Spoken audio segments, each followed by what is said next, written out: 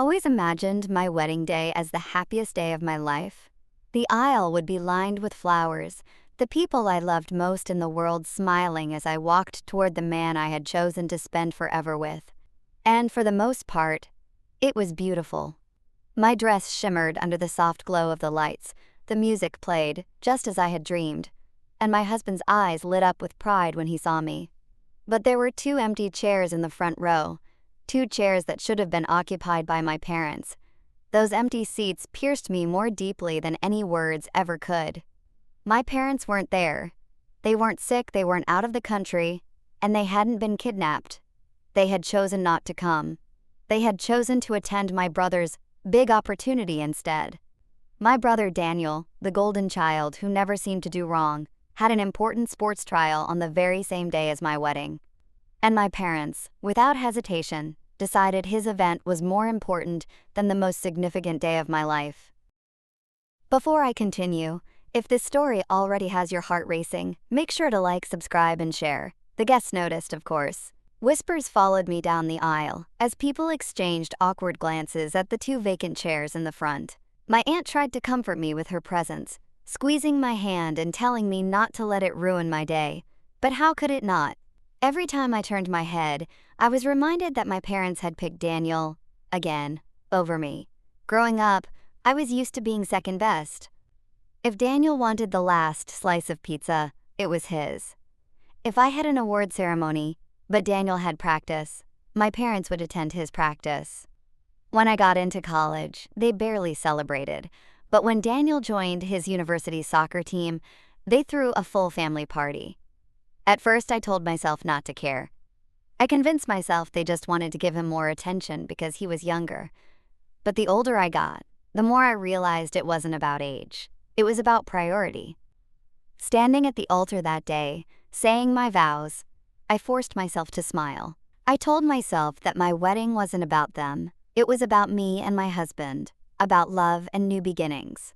But behind that smile was a broken daughter. Part of me hoped that maybe they would surprise me and show up after Daniel's trial, running in with apologies and hugs. But the ceremony ended, the reception came and went, and still, those 2 chairs stayed empty. Later that night, as I danced with my husband, I overheard a guest mutter, "I can't believe her parents didn't come. Imagine how she must feel." That sentence echoed in my chest. It wasn't just me who noticed. It was everyone. My parents had humiliated me in front of my new family, my friends, and my community. And I knew, deep down, that no apology would ever erase the sting of their absence. That night, as I slipped off my dress and wiped away my makeup, I swore to myself that something inside me had changed forever. Their choice had carved a scar into me, one that would not fade with time. They had made it clear where I stood in their lives, and from that day forward, I decided I would never let them have the same power over me again. What I didn't know at that moment was that one day, years later, my parents would regret everything.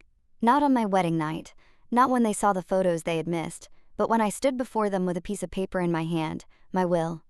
Daniel was always the star in my parents' eyes.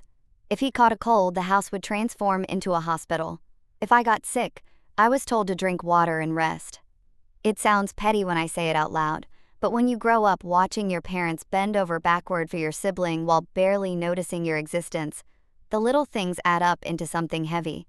I remember when I was 15 and won a state-level essay competition. It was a huge deal. I was the first in my school to win that award.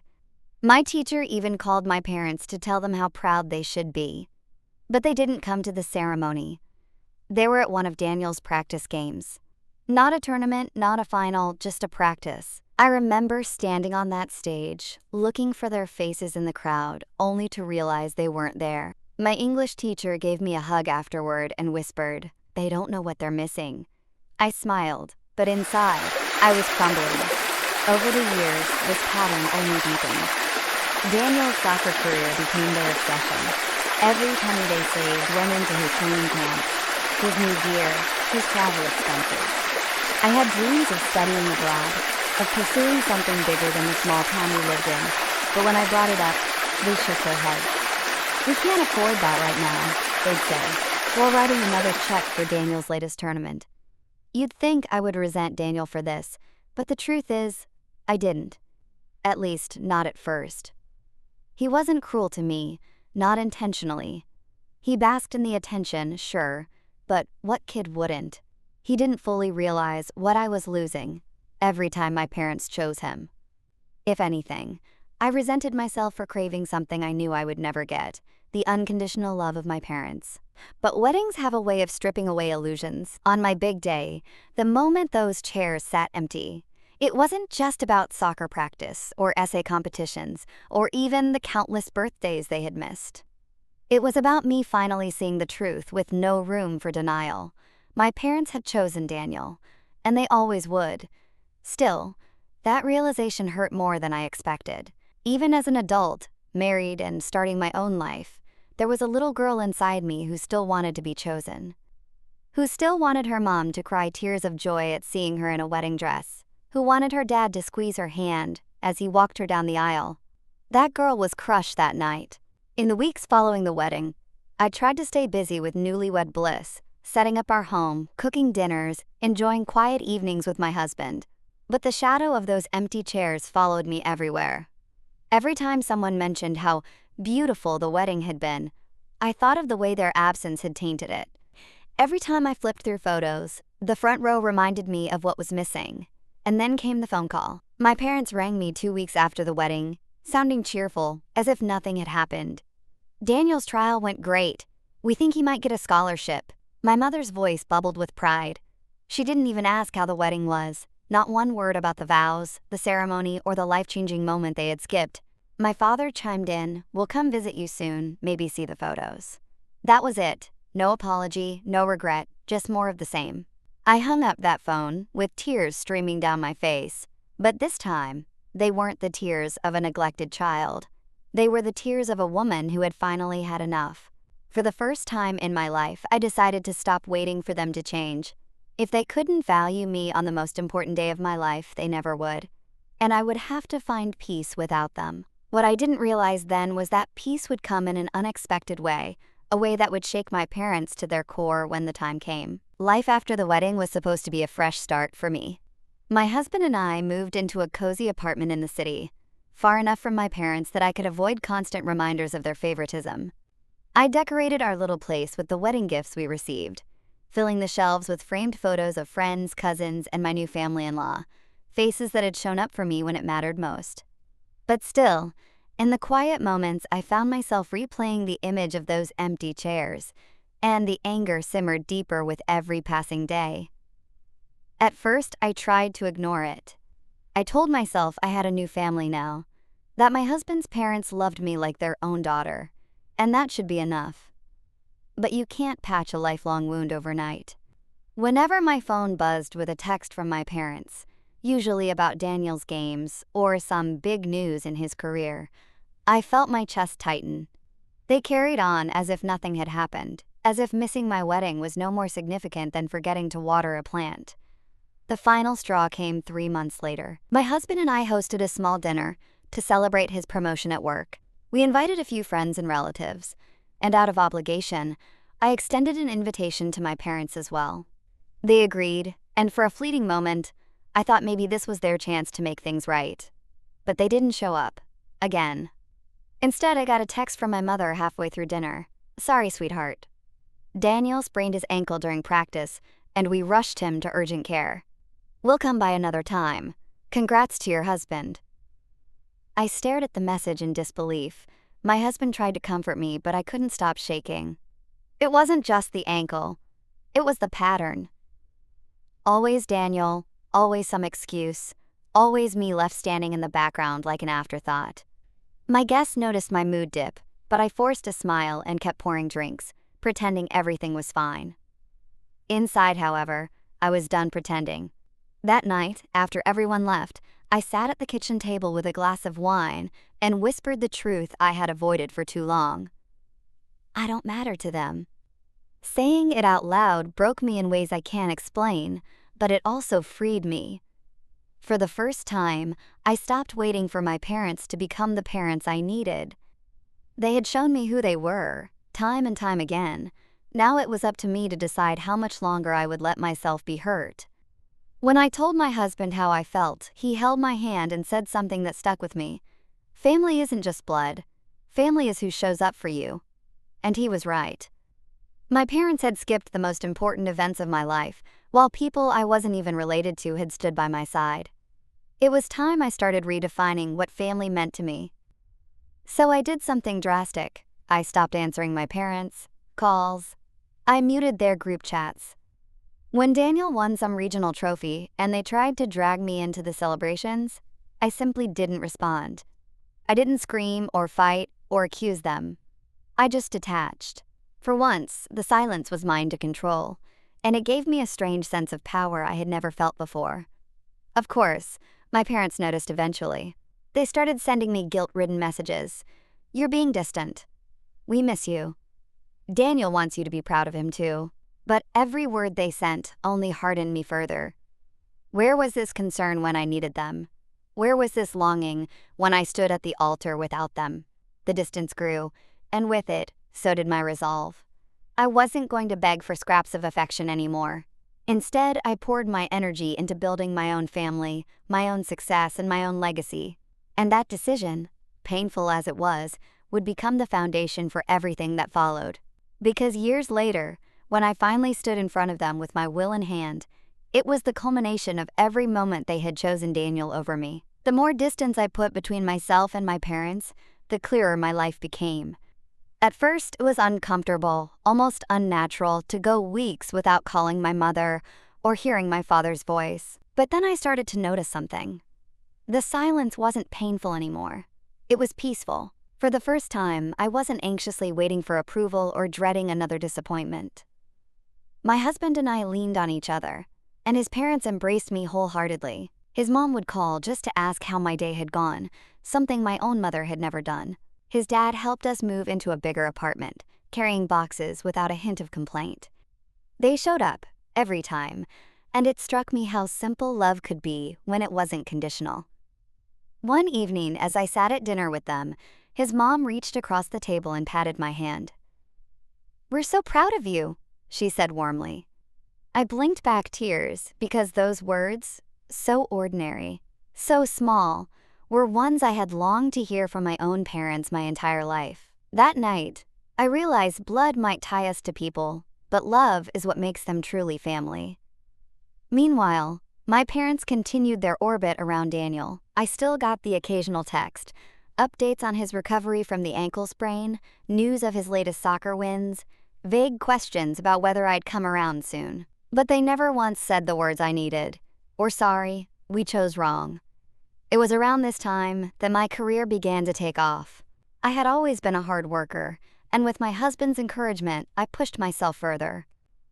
I climbed the ladder in my company, earning promotions that my parents barely acknowledged. When I told them I had been made manager of my department, my mother's reply was, "That's nice.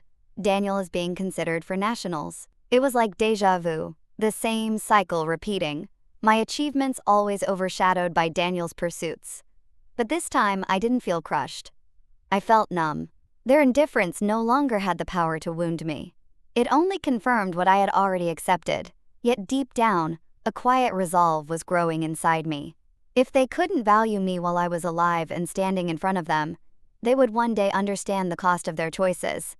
And though I didn't know it then, the idea of leaving behind a will, one that spoke louder than words ever could, began to form in the back of my mind.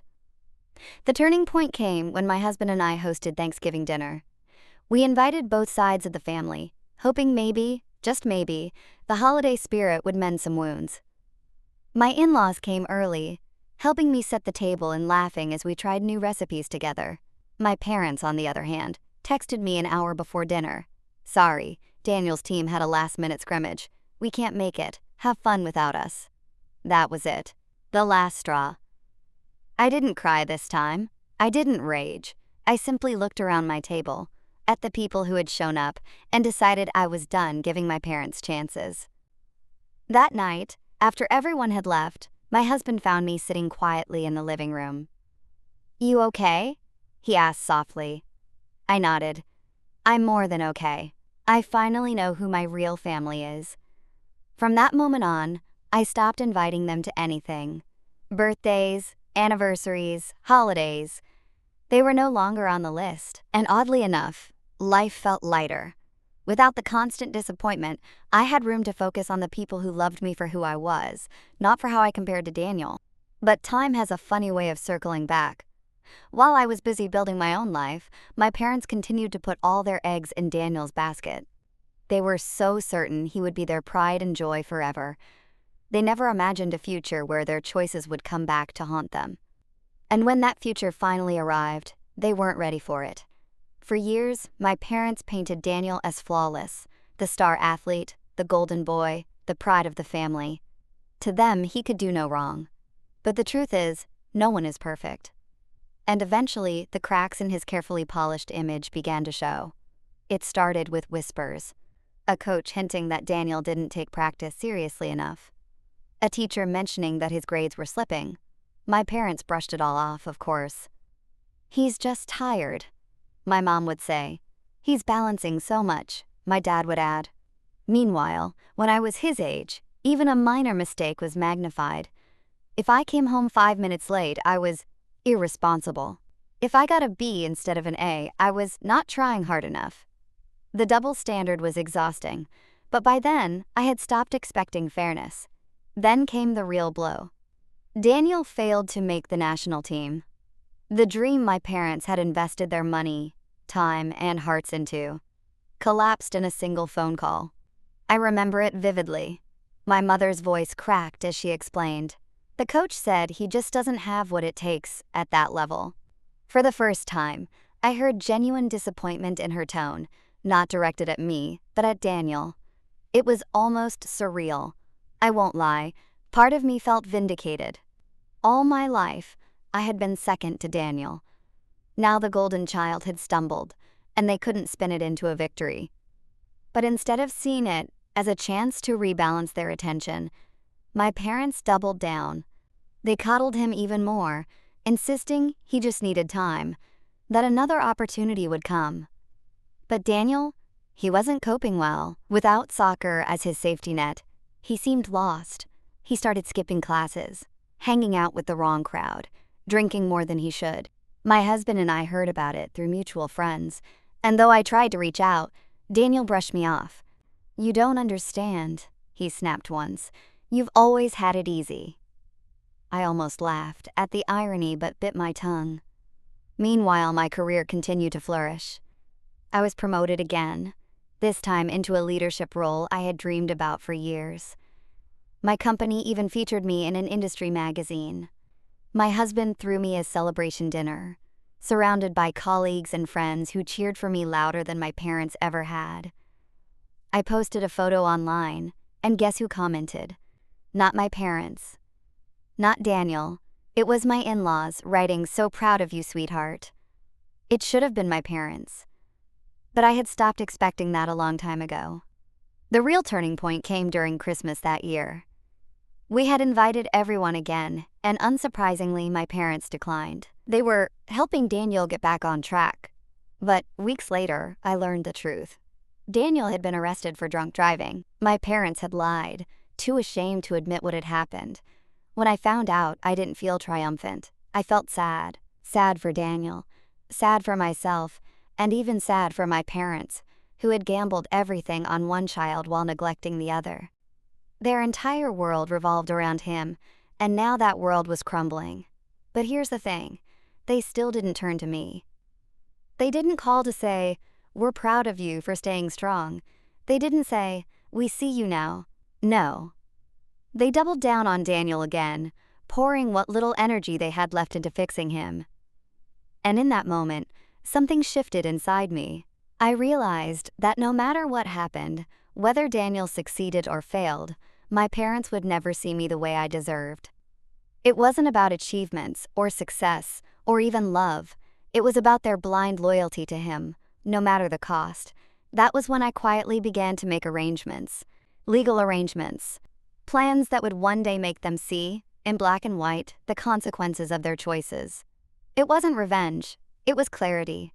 And one day, when they heard my will read aloud, They would finally understand what it felt like to be left out. By the time Daniel's troubles began overshadowing my parents' carefully curated image of a perfect son, I had stopped waiting for them to recognize me. Instead, I focused entirely on building a life worth being proud of, even if the only people cheering me on were my husband, my in-laws, and the family I had chosen for myself. Work became both an outlet and a sanctuary. While my parents were busy bailing Daniel out of one problem after another, I was pouring myself into my career. Long nights at the office didn't bother me. They felt purposeful. I wasn't just working for a paycheck. I was working to prove, if only to myself, that I could thrive without their validation. My efforts paid off. Within 5 years of my wedding, I had been promoted twice, earned a place on the executive team, and even began mentoring younger employees. People respected me. They sought my advice. They called me a leader. These were the kinds of acknowledgments I had craved from my parents for years. But now they came from people who genuinely saw my worth. At the same time, my husband and I began investing in real estate. We bought our first house, renovated it together, and turned it into a home that radiated warmth and love, the kind of place I never had growing up. Later, we purchased a second property, this time as an investment. Slowly but surely, we built financial stability and a legacy we could one day pass on. It was during these years that the idea of a will first surfaced, not because I was planning for the worst, but because I realized how much I had built, how much I had to protect. My husband and I met with a lawyer, a calm man in a gray suit, who explained our options. He asked questions about beneficiaries, assets, and contingencies. When he asked if I wanted my parents included, I felt a pang in my chest. On paper, it would have made sense to include them. They were, after all, my immediate family. But the thought of leaving them something, after everything they had denied me, felt wrong.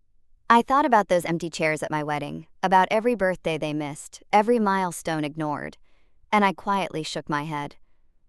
No, I told the lawyer firmly. I don't want them in it. Instead, I listed my husband, his parents, and even my closest friend from college. These were the people who had shown up, who had celebrated my victories and held me during my defeats. They deserved to be remembered in my legacy, not the people who had abandoned me. Still, a part of me wondered what would happen one day when my parents found out. Would they be shocked? Angry? Would they finally realize what they had lost? The thought gave me both comfort and sadness. I didn't want revenge. I wanted recognition. But since they had refused to give it to me in life, perhaps they would only understand in death. Meanwhile, Daniel's spiral continued. After the drunk driving arrest, he bounced between jobs, never finding stability. My parents shielded him at every turn, draining their savings to pay his fines, fund his attempts at restarting soccer, and cover his bills when he couldn't manage on his own. Their health began to decline under the stress, but still, they clung to him like he was their only lifeline. Sometimes, I'd get updates through relatives. Your mom and dad are worried sick about Daniel, an aunt would say. Or, they keep saying if Daniel could just catch a break, everything would be fine. Not once did anyone say they were proud of me, even though I was the one thriving. It was as though I didn't exist in their version of the family story. So I decided that if they insisted on erasing me from their lives, I would return the favor. Not out of spite, but out of self-preservation. My legacy, my hard-earned achievements, and everything I had built would go to those who loved me genuinely. And one day, when the time came, my will would speak louder than any words I had ever tried to say. By the time I was thriving in my career and marriage, Daniel's world had become a storm he couldn't escape. My parents, blinded by loyalty, tried desperately to shield him, but even they couldn't hide the cracks anymore. It began with the drinking. What had once been a little stress relief turned into a habit he couldn't control. Late-night calls from mutual friends became common. Daniel's at the bar again. Can someone pick him up? My parents never hesitated. They would rush out, sometimes at midnight, sometimes at dawn, bringing him home like a child who had wandered too far from the playground. But it wasn't just alcohol. Daniel had started gambling too. I learned about it when my cousin mentioned that he owed money to people you didn't want to owe money to. My parents denied it, of course, insisting he was just having a hard time. But the whispers spread, and soon, even their friends started keeping their distance. Meanwhile, every family gathering became a showcase of excuses. "Daniel's recovering," my mom would say. "He's close to turning his life around," my dad would add.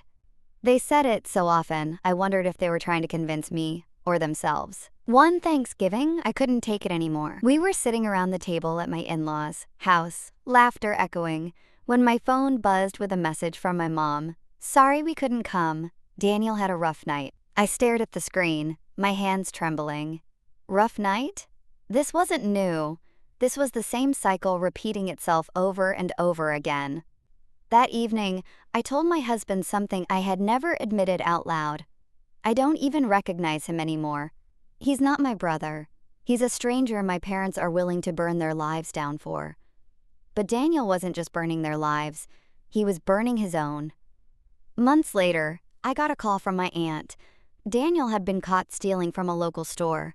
Not because he was starving, not because he was desperate for survival, but because he needed quick cash to cover gambling debts. My parents managed to hush it up, pulling strings, paying fines, doing whatever it took to keep his record clean. But by then, the town was talking. The golden boy had lost his shine. I'd be lying if I said I didn't feel a flicker of bitterness. This was the son they had sacrificed everything for, the one they had skipped my wedding to support. And now? He was draining them dry, dragging their names through the mud, and destroying himself in the process. But alongside that bitterness was sadness. Sadness for the brother I once knew. The boy who used to kick a ball around the backyard with me, who once shared secrets under the covers late at night. I missed that Daniel.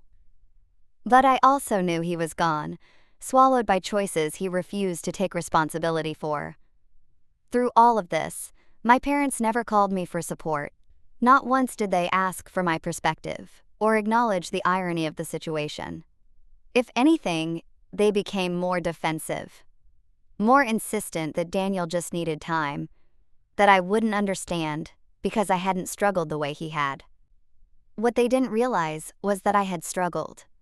My entire childhood was a struggle for their love, their attention, their validation. But unlike Daniel, I had built resilience.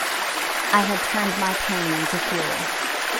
And while Daniel spiraled, I continued to rise.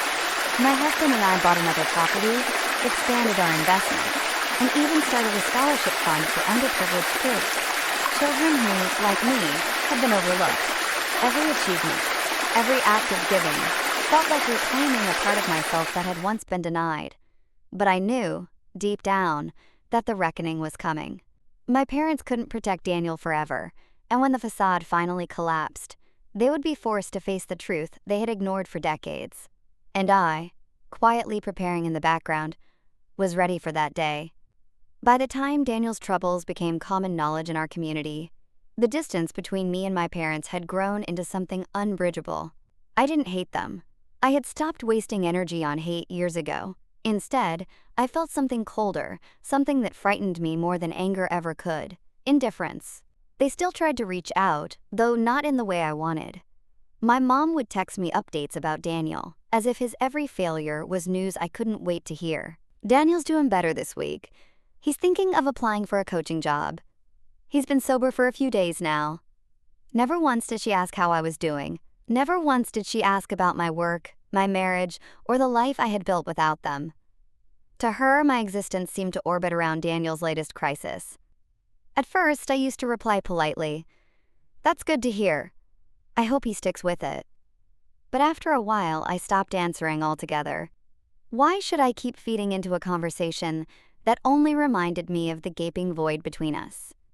If they couldn't see me for who I was, I would no longer offer myself up for scraps of acknowledgement.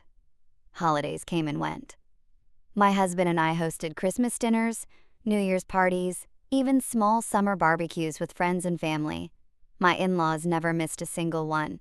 They brought food, laughter, and warmth. Meanwhile, my parents remained absent, their excuses always the same.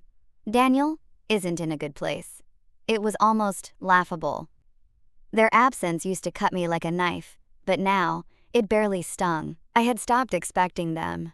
The only time I heard their voices directly was when I finally picked up one of their calls after months of silence. My father's voice was weary, thinner than I remembered.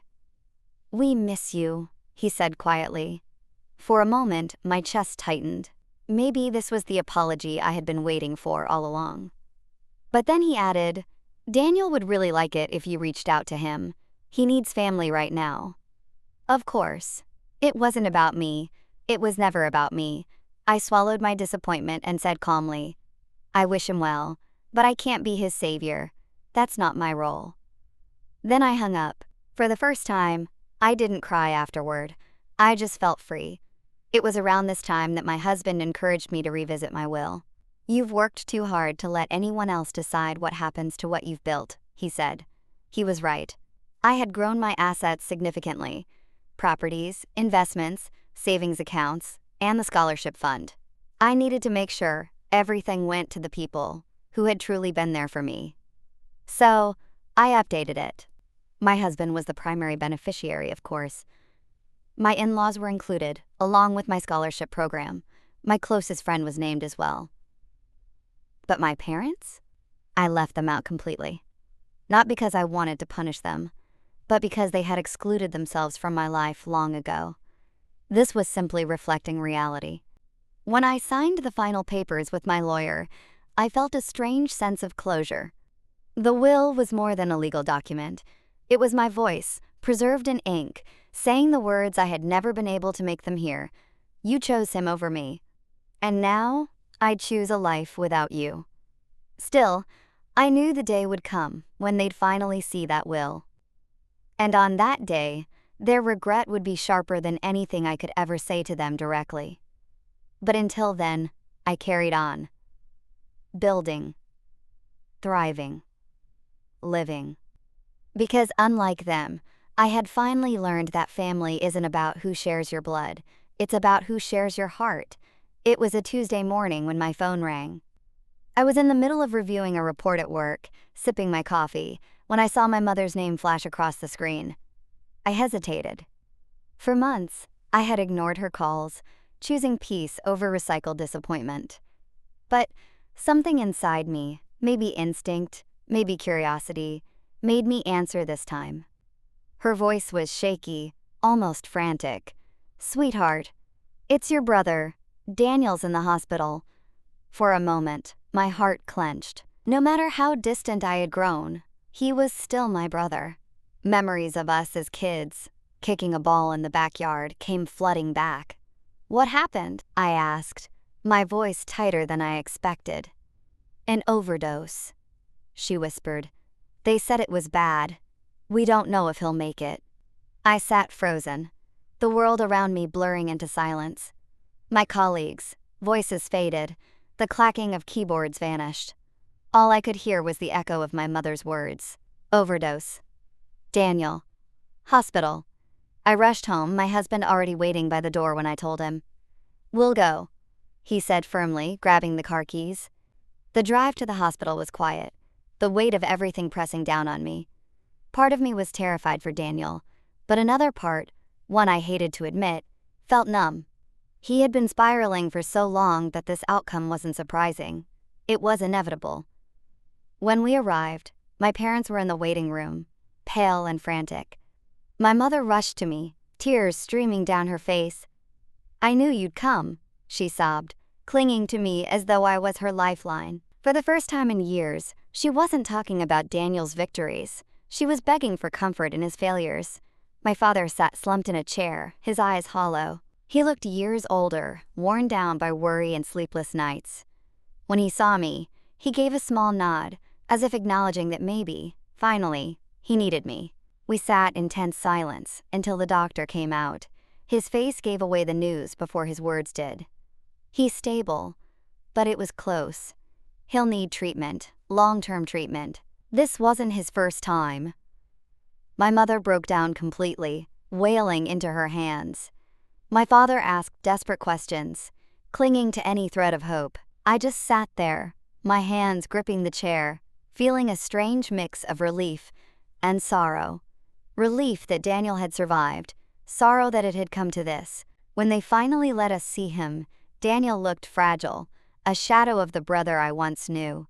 His skin was pale, his eyes sunken, his body trembling even in sleep. For a moment, I reached out, brushing a strand of hair from his forehead. He looked so small, so breakable, and despite everything, my heart ached for him.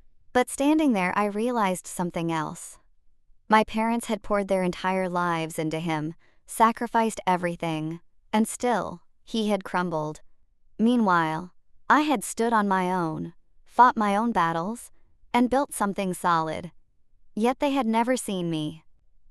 Later that night, as we sat in the hospital cafeteria, my mother finally said the words I had been waiting to hear all my life. "We should have been there for you too. We should have come to your wedding. We thought we were doing the right thing, but we were wrong." Her voice broke, and tears streaked her face. It should have felt like victory. But it didn't. It was too late. The words I had craved for decades now sounded hollow, arriving only when their golden boy lay in a hospital bed. I nodded slowly, but I didn't answer, because in that moment I realized something. Apologies don't undo a lifetime of neglect. They can't fill the empty chairs at my wedding. And I knew, with more certainty than ever, that one day my will would deliver the truth in a way words never could. After Daniel's overdose, my parents clung to me in ways they never had before. Suddenly, I was getting calls not just about him, but about everything. Updates on his recovery program, questions about medical bills, pleas for advice. For years, I had been invisible to them, and now they looked at me as though I was their only anchor left.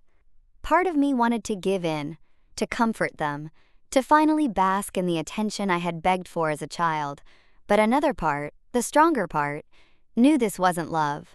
It was desperation. They hadn't turned to me because they had realized my worth. They had turned to me because their golden boy had failed them. One evening, while Daniel was still in rehab, my mother called. Her voice was soft, almost timid. "Sweetheart, I've been thinking a lot about the past. About your wedding. About how we weren't there." I didn't reply, letting the silence press her to continue. "We thought we were supporting Daniel, but we should have been supporting you too. We were wrong." "I'm sorry." Her words trembled, as though she had rehearsed them 100 times before saying them aloud. For a moment I felt my throat tighten. This was what I had always wanted. An acknowledgement. An apology. But instead of joy, all I felt was emptiness. It was like standing in front of a locked door that had finally opened, only to find the room inside was already burned to ashes. "Thank you for saying that," I replied evenly. "But it doesn't change what happened." She cried softly on the other end, and I could hear my father in the background, saying something about making things right. But I knew better. They couldn't undo decades of neglect with a handful of regret-filled words. Meanwhile, Daniel's recovery was rocky at best. He went in and out of rehab, promising each time that he would do better, only to fall back into old habits. My parents exhausted their savings trying to keep him afloat. They sold their car, refinanced their house, and borrowed from relatives. Their entire lives were tethered to his self-destruction. And through it all, they leaned on me more and more. They came to my house for dinner, sometimes showing up unannounced. They called to check in, though the conversations always circled back to Daniel. It was as if they were trying to rewrite history by forcing a closeness that had never existed. I played along, to a point. I offered polite conversation, cooked meals, let them sit at my table. But inside I felt detached. I wasn't their daughter. I was a placeholder for the stability they had lost. And I knew, deep down, that no matter how much they claimed to regret the past, they would have made the same choices all over again if given the chance. That realization steeled my resolve about the will. I revisited it again, updating the details, ensuring every line reflected my truth. My lawyer raised an eyebrow when I told him to exclude my parents completely. "Are you sure?" he asked. "I'm sure," I said firmly. "They've made their choices. This is mine." It wasn't vengeance. It wasn't spite. It was simply the story of my life, written in legal ink. A life where my parents had chosen my brother, time and time again until the day their choices consumed them. But I also knew something else. One day, when they sat in a room and listened to my will being read aloud, the weight of those choices would crush them. They would finally feel what I had felt on my wedding day, that piercing absence, that undeniable rejection, and maybe then they would truly understand. The months after Daniel's overdose stretched into a blur of hospital visits, rehab stays, and frantic late-night calls from my parents. For the first time in my life, they seemed fragile. Two people who had once seemed unshakable, now reduced to worry lines and exhausted sighs. But even in their brokenness, they still spoke of Daniel as though he were the center of the universe. "We just want him to get better," my mother would say, her eyes red and swollen. "He has so much potential." I wanted to scream sometimes. What about me? Didn't I have potential? Didn't I deserve their faith, their sacrifices, their love? But instead of shouting, I kept my silence. I had learned long ago that my words rarely reached them. One evening, after yet another dinner where the conversation revolved entirely around Daniel, my husband found me sitting alone on the porch. "You're quiet," he said softly.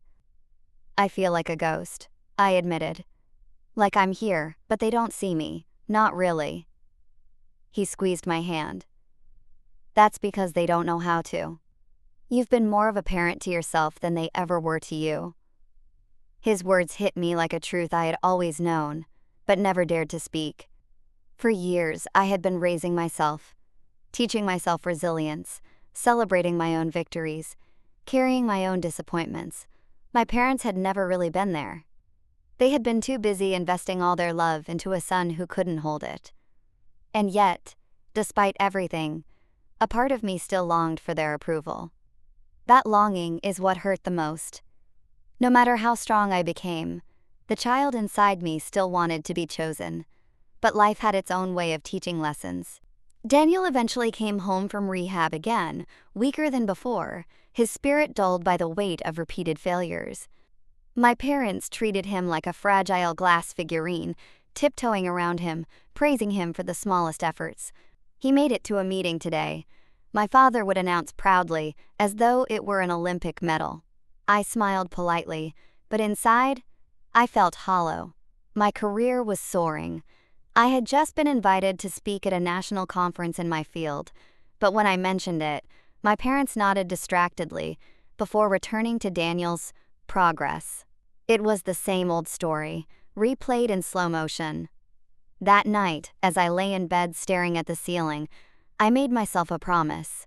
I would stop looking for validation from them. I couldn't change the past, and I couldn't make them see me. But I could control my future. The next day I called my lawyer again. "I want to make one more change," I told him. "Make it crystal clear that my parents are not included in my estate. Not a cent, not a property, nothing. I want no ambiguity."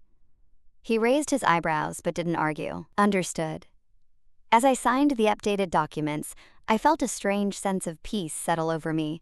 It wasn't revenge, it was release. I wasn't punishing them, I was freeing myself from the cycle of disappointment.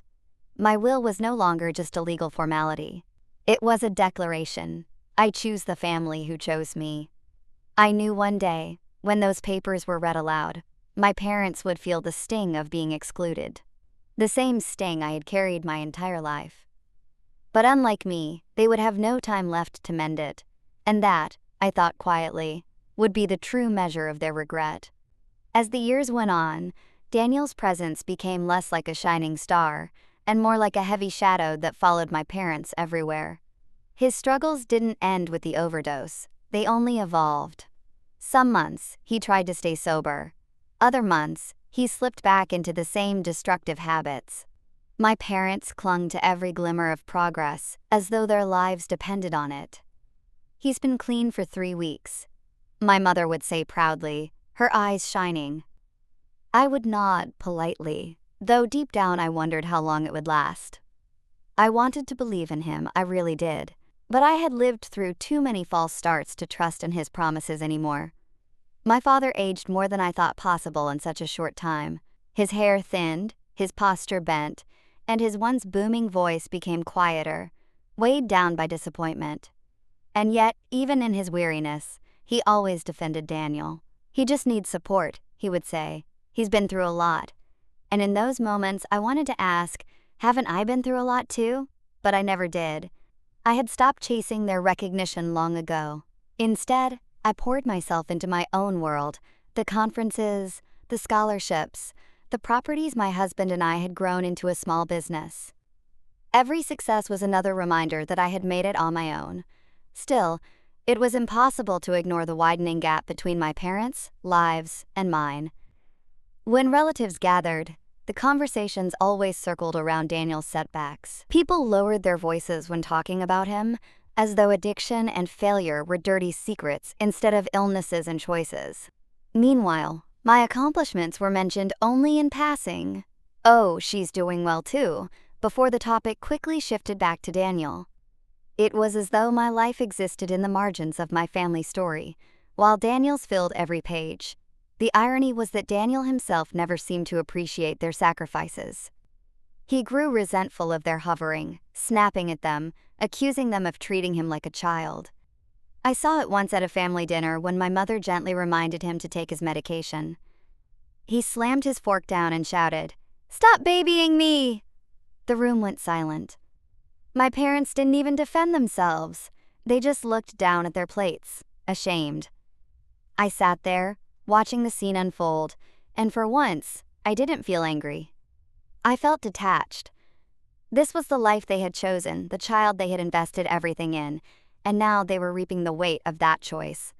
After that night, I went home and reviewed my will again. My lawyer probably thought I was obsessive, but to me, every revision was like carving my story in stone. I wanted no doubt, no loophole, no chance for my parents to claim a piece of a life they had never nurtured.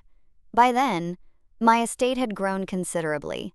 My husband and I had 3 properties, a flourishing investment portfolio, and the scholarship fund was expanding into a foundation. I named it after my grandmother, the one person in my family who had always believed in me. When I told my in-laws, they beamed with pride. My own parents never even asked about it. It was clear. My legacy wasn't meant for them. I sometimes wondered what would happen when the day came and my will was read. Would they cry? Would they rage? Would they finally see me, not as the forgotten daughter, but as the woman who had built a life they had ignored? I didn't know. But one thing was certain.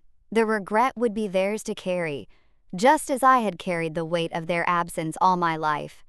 And in that quiet certainty, I found peace. Time has a way of softening even the deepest wounds, or at least making them easier to live with. By the time I entered my 40s, the sharp sting of my parents' favoritism had dulled into something quieter, like a scar that no longer hurt to touch but never quite disappeared.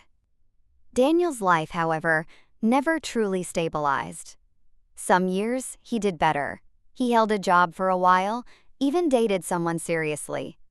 My parents celebrated those brief stretches of normalcy as though he had won a championship. But the cycles always returned: relapse, debt, fights, and more rehab. It was like watching someone tread water, never drowning but never reaching the shore either. Meanwhile, my life had become everything I once dreamed of. My husband and I expanded our foundation, funding scholarships for dozens of students every year. We traveled, built lasting friendships, and created a home that radiated warmth. My in-laws grew older too, but they remained my unwavering support system, proud of every milestone I achieved. As my world grew fuller, my parents' world grew smaller. They spent their savings on Daniel, their health declined, and their friends drifted away. When I visited occasionally, more out of duty than desire, I noticed the weariness in their eyes. They no longer carried themselves like the proud parents of the golden boy. They looked defeated. One evening, after a particularly strained visit, I sat at my desk with my lawyer's folder open in front of me. My will had been updated several times, but that night, I finalized the version I knew would one day be read. I listed every asset, every property, every account. My husband would inherit the majority, my foundation would expand its reach, and my in-laws would be cared for. My closest friend, the sister I had chosen for myself, would be honored too. But my parents? Their names appeared only once, under the section titled Exclusions. The words were stark and simple. I leave nothing to my parents, as they made their choice long ago. It was harsh, maybe even cruel, but it was the truth. They had excluded me from their lives in every way that mattered. I was simply putting that reality into writing. I sat there for a long time, staring at those words, wondering if I should soften them. Maybe leave them something small, just to ease my conscience. But then I remembered my wedding day, the empty chairs, the whispers, the humiliation. I remembered every time they had brushed off my achievements, every time they had turned away from me in favor of Daniel. And I knew I couldn't. This wasn't about revenge. It was about honesty. My will was not a weapon. It was my story. And my story had no room for parents who had never truly seen me. When I closed the folder, I felt a weight lift from my chest. For the first time, I felt ready. Not ready to die. I wasn't planning on going anywhere anytime soon, but ready for the day when my words would finally be heard. I knew it would devastate them. I knew they would regret every choice they had made. But it wasn't my responsibility to shield them from that truth anymore. They had made their bed. And one day, when the will was read aloud, they would finally understand what it felt like to be left with nothing. I never imagined the day would come so soon. It wasn't my death that brought the will into play, but rather a near-death scare that shook my family to the core. I had collapsed at work one afternoon. Stress, exhaustion, and a minor heart condition I didn't even know I had combined into one terrifying episode. I was rushed to the hospital, and for a moment, I thought my time had come. Lying there, hooked to machines, I felt the fragility of life in a way I never had before. My husband was by my side within minutes, holding my hand, whispering reassurances. My in-laws arrived soon after, their faces etched with worry. But the real surprise came hours later, when my parents walked in. My mother clutched her purse tightly, as though it were a shield, while my father shuffled behind her, looking older than ever. For once, they weren't talking about Daniel. They weren't distracted or dismissive. They were just afraid. Afraid of losing me. "We're sorry," my mother whispered, her eyes filling with tears. "We can't lose you too." I wanted to believe her, but the years of neglect weighed too heavily. Their apology felt like it belonged to the moment, not to the lifetime that had led to it. I nodded weakly, too tired to argue, but inside I knew nothing had changed. When I recovered and returned home, my lawyer suggested we hold a family meeting to review the will, just in case. "It's better to have everything clear while you're still here," he explained. My husband agreed, thinking it would ease tensions later. Reluctantly, I agreed. So one quiet Saturday afternoon, we gathered in the lawyer's office. My husband sat beside me, calm and steady. My in-laws were there too, supportive as always. And across the room sat my parents, their faces a mix of curiosity and unease. The lawyer began reading. At first, it was straightforward. My husband as the primary beneficiary. The properties, the investments, the foundation. My parents shifted uncomfortably as my in-laws' names appeared, as my friend was honored, as scholarships were expanded. Then came the part one had both dreaded and anticipated, the exclusions. The lawyer's voice was firm as he read the line I had written months before. "I leave nothing to my parents, as they made their choice long ago." The room went silent. My mother gasped softly, her hand flying to her chest. My father's jaw clenched, his face turning pale. "Nothing?" my mother whispered, her voice cracking. I met her eyes for the first time in years. "Nothing," I said quietly, "because that's what you gave me when it mattered." Tears streamed down her face, and for once, my father had no words. He just stared at me, as though seeing me for the very first time. The lawyer continued reading, but the air in the room had already shifted. The truth was out, carved into legal language they couldn't ignore. The weight of decades of neglect now sat squarely on their shoulders. When the meeting ended, my parents lingered behind, desperate to speak with me. My mother grabbed my arm, her voice trembling. "We didn't realize. We thought we were doing the right thing." I pulled away gently. "You thought wrong, and now you live with that." As I walked out of that office, I felt lighter than I ever had. It wasn't about punishing them, it was about closure. For the first time in my life, I had spoken louder than their excuses. And they finally understood. In the days after the will meeting, the house felt unusually quiet, as if even the walls were exhaling after years of holding their breath. I made tea, watered my plants, answered emails. Life went on, as ordinary as a ticking clock. But under that ordinary hum was a steady calm I'd never known, the certainty that my story finally belonged to me. My mother wrote first. A handwritten letter arrived in an envelope with my maiden name, the loops of her cursive a little shaky. She didn't argue the will. She didn't bargain. She only told me what the lawyer's conference room had forced her to see, that love can be loud for the wrong child and silent for the right one, and that silence is still a choice. I thought devotion meant choosing the person who seemed most fragile, she wrote. I didn't realize it could mean abandoning the one who was strong. I read it twice, then put it in a drawer with the documents that had made everything clear. My father came next. He didn't bring flowers or a rehearsed speech. He brought the awkwardness of a man who had learned to apologize too late. We sat at my kitchen table. He stared at his hands. I walked past those 2 empty chairs at your wedding in my head for years, he said finally. I see them every time I close my eyes. I'm sorry I left them empty. The words landed like rain on dry soil. Soft, too late, but real. I nodded. Thank you, I said. But my life grew around those empty chairs. That has to be respected. Boundaries, once theoretical, became a practice. I didn't cut them off, but I didn't cut myself open, either.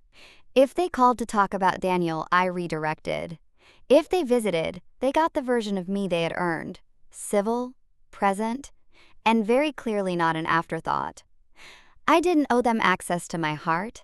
I offered them access to my reality. As for Daniel, recovery remained a tide that came and went. I chose compassion without rescue.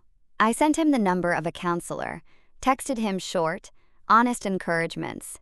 If you do the work, your life can change, and kept my wallet closed. Love is not the same as funding a relapse. Some days he resented me for it. Other days he thanked me. Both belonged to him.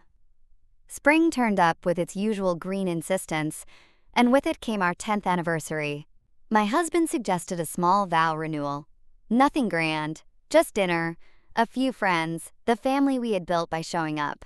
I booked a simple hall with soft lights and a string quartet, the kind of evening where the air itself felt kind. I made the seating chart last, the way I had for our wedding, and stared at the front row for a long time. 2 chairs. I wrote my in-laws' names on the place cards and set them there. When the night arrived, it was everything my wedding had been and everything it hadn't. I wore a tea-length dress that swung when I laughed. The quartet played the song we danced to the first time we burned anything in our new oven. Friends clinked glasses. My in-laws cried the happy kind of tears. My parents sat farther back. They had asked to come, and I had said yes, with clarity.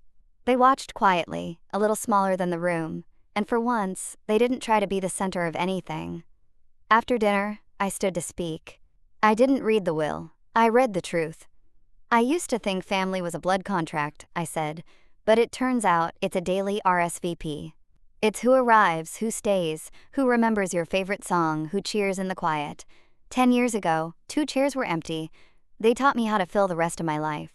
I thanked the people who had shown up, the ones who had carried boxes and burdens and jokes when they were most needed. I thanked my husband for being the first person to make home a verb. Then I announced something new. Our foundation would endow a scholarship called the 2 Chairs Fund for students overlooked in their own homes, kids who needed someone to sit in the front row and clap like the sound itself could lift them. When the applause faded, I saw my mother dabbing her eyes. My father stared at the tablecloth. Neither tried to claim the moment. They let it be mine. Later, when the quartet slid into our song, my husband and I stepped onto the floor. I glanced at the front row, at my in-laws, hands clasped, at my best friend, grinning like a lighthouse, at the 2 chairs that were, at last, exactly where they belonged. Not empty, not waiting, filled. I won't pretend the past vanished. Scars don't disappear, they teach. But I no longer lived as the girl checking doors for approval. I lived as the woman who had written her life in ink, then stood beside it without flinching. If regret visited my parents after that night, and I think it did, it wasn't my job to cure it. Regret is just an echo. I had become the voice. And this time, when I looked out at my life, there were no empty chairs left for me to fill.